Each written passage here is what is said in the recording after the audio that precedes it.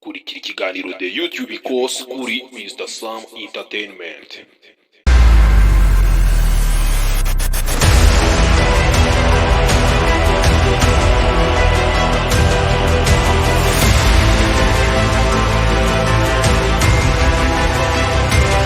The YouTube course.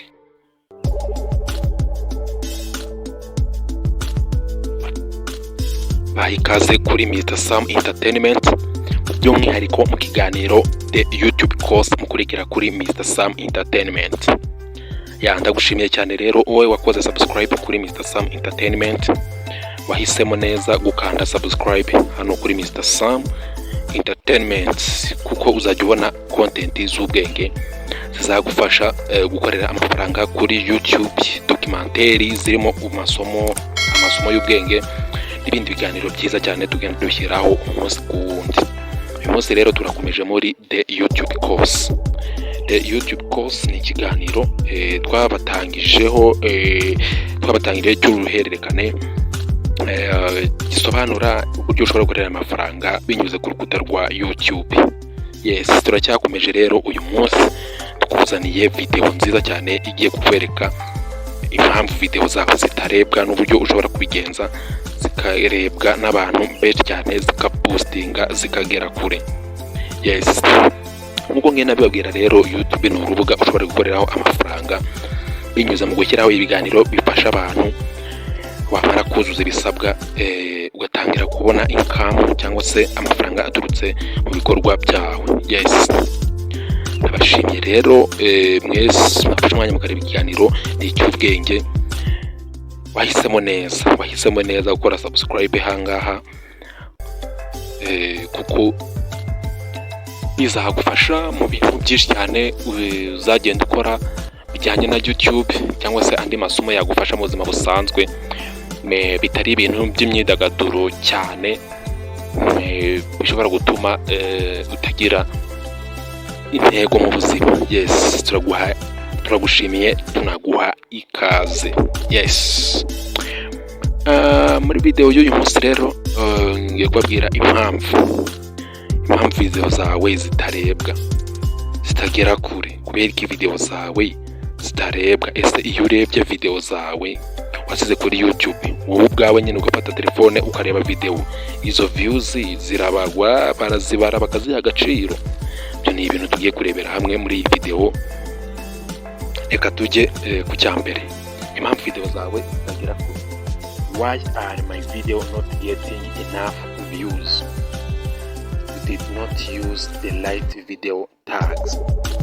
Yes, sinzi ubwoko bw'amavideo ukora, ariko impamvu video zawe zitarebwa nuko ushobora kudakoresha amatags cyangwa se ibintu bita hashtag.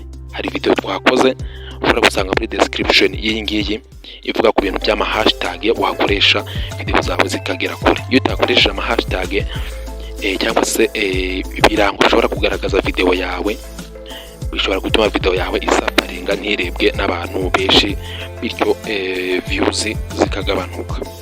Kandi turabizi ko iyo views zigabanutse, umusaruro w'amafaranga wabonaga nayo aragabanuka. Yes, ni ibintu byumvikana. Hanyuma ukuntu ushobora gukoresha ama hashtag rero, iyo video iri muri description y'iyi ngiyi. Ushobora kujya muri description ugahita usangaho link iyi kugezaho nayo ukayireba, ikagufasha kumenya uburyo bakoresha ama hashtag. Yes, with the video found in the top page of the search engine will gain the most views, while those at the lowest position will receive a little to no views.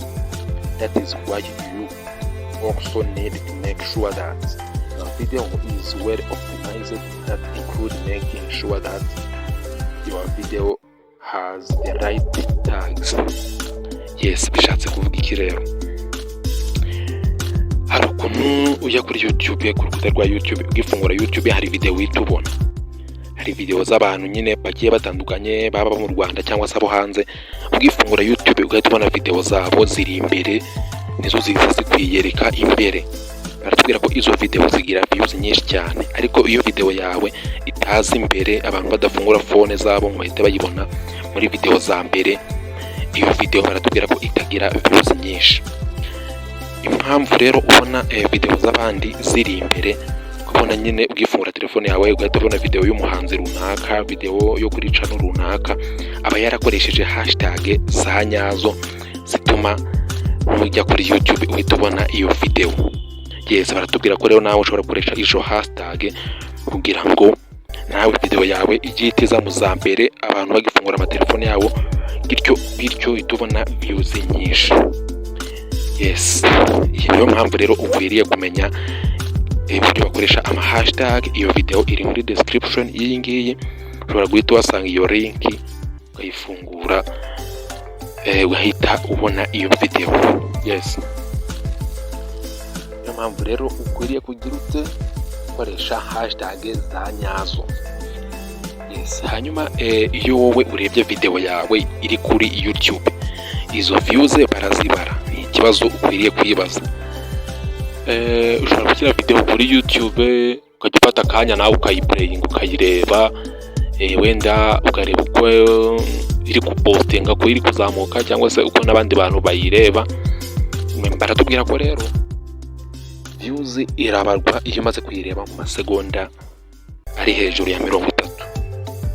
Those watching a YouTube video count as views.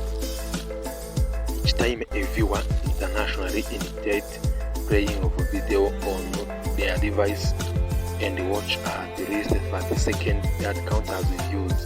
Pretty simple. If you play your own video, that will be counted as views. If a viewer will watch your video more than once, each screening will be counted as new views.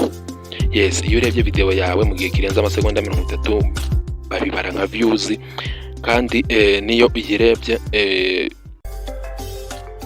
ukayizimya ukongera ukatse ukayiplayinga, ukazimya ukongera ukayiplayinga, screening nyine buri ko ukanze kuri video ugiye kuyireba, muri cyagiye twavuze bahita babara views.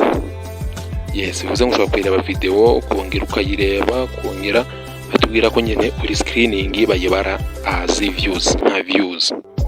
Yes, akarero nako ni akantu ukwiriye kumenya ku mu YouTubers. Yeah.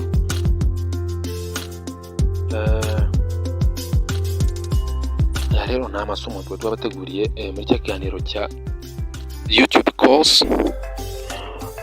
Mbashimira mwese mwakanze subscribe, n'ibindi bibazo byose mwagenda muhora nabyo muri urugendo rwa YouTube. YouTube ni ikintu kigari cyane, gisaba amasomo menshi cyane, ibintu byinshi cyane by'ubwenge ukwiriye kuyimenyaho.